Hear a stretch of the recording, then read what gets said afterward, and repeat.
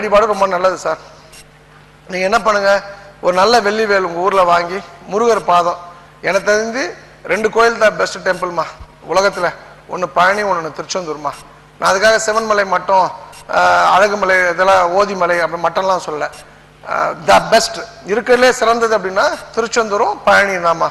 அங்கே போய் முருகர் பாதத்தில் வச்சுட்டு மேபி ஒரு 2 பேருக்கு சாப்பாடு வாங்கி கொடுத்துட்டு வேல் வச்சு நீங்க வழிபாடு பண்ண. இப்போ எப்பவுமே இந்த வேல் என்ன பண்ணணும்னா, இந்த தம்பி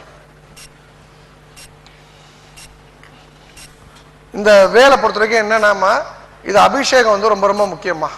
இது வந்து இதுக்கு வந்து சல்ஃபூரிக் ஆசிடு, மெர்க்குரி இதெல்லாம் யூஸ் பண்ணக்கூடாதுமா.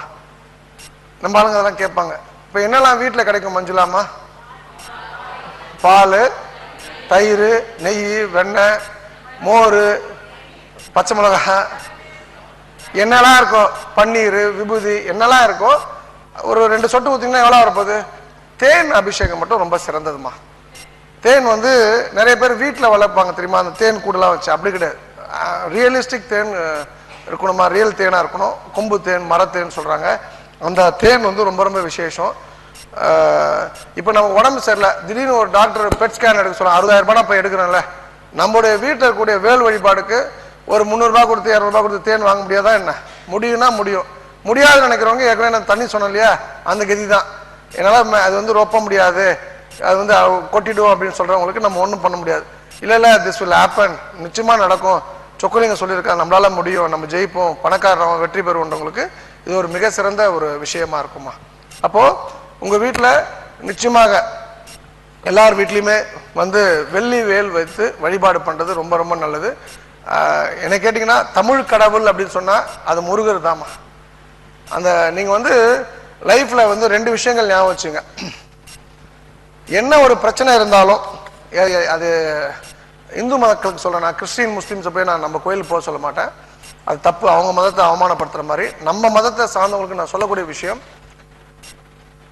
நீங்கள் வந்து திருச்செந்தூர் வந்து மடிப்பிச்சை ஒரு அம்மா கேட்டாங்க. மடிப்பிச்சை எடுக்கிறது வந்து சாதாரண விஷயம் இல்லைம்மா. திருச்செந்தூரில் குழந்தைய தத்து கொடுக்கறது சாதாரண விஷயம் இல்லை. திருச்செந்தூரில் கல்யாணம் பண்ணுறது சாதாரண விஷயம் இல்லை.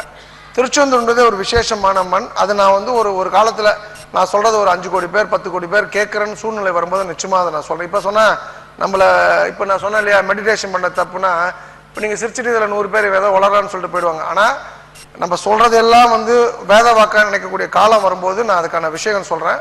ஆனால் ஒரு விஷயம் நீங்கள் புரிச்சுங்க, திருச்செந்தூர் த அல்டிமேட் டெம்பிள்மா. தமிழ்நாட்டில் ஒரு கோவில் அப்படின்னு சொன்னால் திருச்செந்தூர் தான் நான் சொல்லுவோம்மா.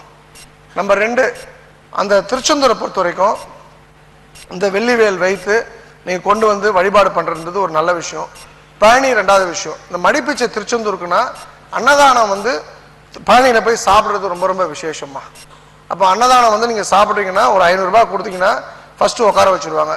நம்ம சாப்பிட்றோம் ஒரு ஆளுக்கு 50 ரூபா சாப்பாடுனா, கோயிலில் நம்ம பேர் சொல்லி ஒரு 9 பேர் சாப்பிடுவாங்க. ஸோ நீங்கள் என்ன பண்ணலான்னா, ஒரு நம்மளும் வந்து அன்னதானம் சாப்பிட்ட மாதிரி ஆச்சு. தமிழ்நாட்டில் உலகத்தில் அன்னதானம் சாப்பிடணும் அப்படின்னு ஒரு கோயில் இருக்குன்னா அது பழனி தான். பழனிக்கு வந்து ஒரு கோயில் ஈக்குவலண்டான ஒரு கோயில் கிடையாது.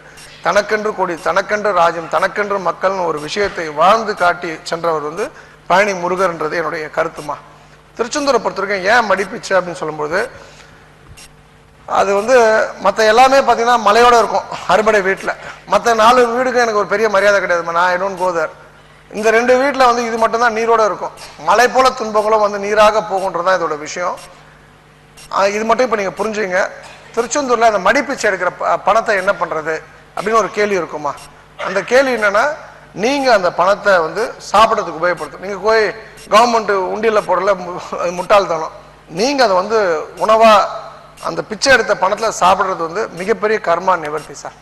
அதாவது வந்து இந்த வட்டி தொழிலுக்கு வந்து கர்மா நிவர்த்தி. அவன் தெரியாமல் வட்டி தொழில் ஈடுபட்டான், அடுத்த கட்டம் நான் அவன் பயணப்படணும், அவன் தெரியாமல் பண்ணிட்டான். இப்போ யாரோ சொக்கலிங்க சொல்கிறாரு, இல்லை ஐயா சொல்கிறாரு அப்படின்னு சொல்லிட்டு அவங்க வந்து தன்னை மாற்றிக்கணும்னா அதுக்கு 2 விஷயம்தான் அந்த கர்மாக்குமா. அந்த கர்மா வந்து பேலன்ஸ் பண்ணுறது. ஒன்று உணவு தொழில், 2வது வந்து மிக முக்கியமாக அந்த மடிப்பிச்சை எடுக்கிறது. மடிப்பிச்சைக்கு 2வது இடம் சமயபுரம் மாரியம்மன் கோயில். இது நீங்கள் கவனத்தில் வச்சுங்க. ஸோ வெள்ளி வேல் வந்து வச்சு வழிபாடு பண்ணுறது ரொம்ப ரொம்ப சிறந்தது. நாளைக்கு வந்து 100 ரூபாய்க்கு இல்லை 200 ரூபாய்க்கு அவ்வளோ திக்கு மெலிசா குட்டி உண்டு வெள்ளி வேல் வாங்கிட்டு கொண்டை உடஞ்சிச்சு மண்டை உடஞ்சிச்சுன்னா மண்டையிலே கொட்டுவேன். நல்லா பெரிய வேலை கனமாக வாங்கிக்கோங்க. வீட்டுக்கு தானே வாங்க போறீங்க, சொக்கலிங்க தான் கொடுக்க போறீங்கம்மா. சரிங்க, எனக்கு எங்கள் ஆள் இதெல்லாம் கேட்டுக்கான அர்த்தம். இது மாதிரி கேள்விகளா சார். இன்னைக்கு வெள்ளி வழிபாடு பண்ணும்போது அந்த கொண்டை உடஞ்சிடுச்சு சார். எத்தனை கிலோன்னா சார் 3 கிராமன்னா. இவனை வச்சு என்னமா பண்ணுறது? அதனால கொஞ்சம் இது கொஞ்சம் கவனத்தில் வச்சுக்கோமா. அவ்வளோ மெலிசாலாம் வாங்காதீங்க. அது நம்ம டெய்லி யூஸ் பண்ணுறதுனால கொஞ்சம் இட் ஷுட் பி கொஞ்சம் திக்காக இருக்கணும். கொஞ்சம் கொஞ்சம் நீங்கள் கை கடக்கமாக வச்சுக்கணும். ரொம்ப ஷார்ப்பாக வாங்காதீங்க, கை கீழ்ச்சிப்பீங்க. ஸோ வெள்ளி வழிபாடு இந்த மரம் என்பது ரொம்ப ரொம்ப சால சிறந்தது சார். சார் நமக்கு வந்து இந்த பணத்தை பொறுத்த வரைக்கும் ஏன் இந்த பிரச்சனை, குழந்தைக்கு ஏன் பிரச்சனை, ஏன் வந்து கல்யாணத்துக்கு பிரச்சனை அப்படின்னு சொன்னால் லிமிட்டட் மைண்ட் செட் மென்டாலிட்டிமா. என்னால் முடியாது, நான் தான் மாப்பிள்ளை சட்டை எழுந்தில்லை, அவன் தான் மாப்பிள்ளை ஆனால் சட்டை அவந்தில்லை. இந்த படையப்பா காமெடி மாதிரி சார். உண்மையிலே வந்து மட்டமான காமெடி. ஆனால் நீ நினச்சா எல்லாருமே அப்படி தான் இருக்கும் சார். என்கிட்ட வருமானத்துக்கு வழி வேணும். ஆனால் பிரச்சனை என்னன்னா மெஷின் வந்து குஜராத்தில் இருக்கு. சரிம்மா, குஜராத்லேருந்து கேட்டுறோம். ஐயோ ஒரு ஆள் படுக்குதான். அப்போ இவங்க அப்படியே உருண்டுகிட்டே உள்ளே போயிடுவாங்க போல் இருக்கு. அப்படியே இந்த ரயில்வே கம்பார்ட்மெண்ட் பெட்டில் படுக்கிற மாதிரி அப்படியே ரிவர்ஸ் வருவாங்க போல் இருக்கு. டேரெக்டாக டாய்லெட் பாத்ரூம் அப்படியே அங்கேருந்தே உடுமா திருப்பி வந்துடுவாங்க போல் இருக்கு. நம்பர் 3ம்மா. சரிம்மா, அதை எடுத்துகிட்டு வரலாம். இல்லை இல்லை, என் பேரை பேத்திகளோட நான் சந்தோஷமா இருக்கணும், 3 மாதம் நான் அங்கே போகிறேன். சரிம்மா, நான் ஒரு மிஷின் வாங்கி தரேன். மிஷினா? ஒன்று பக்கத்துல இருந்து ஒரு அப்பா வெகுளி பொண்ணு, நான் ஒரு மிஷின் ஃப்ரீயாக தரேன். பிரபஞ்சம் உடனே கொடுக்குதுமா. நான் என்னை பொறுத்த வரைக்கும் நான் ஒரு வெற்றியாளராக என்னை கருதுறேம்மா. மிக பிரமாண்டமான வெற்றிகளை நான் பெற்றிருக்கேன், மிகப்பெரிய சாதனைகள் பண்ணியிருக்கேன். யூ மார்க் மை வேர்ட்ஸ்மா. நான் 2027க்குள்ள யாரையும் நான் வந்து வாசுலாம் இல்லைம்மா. நான் யாரையும் பொலிட்டிக்கல் பவர் ப்ரோக்கிங் பண்ண மாட்டேன்.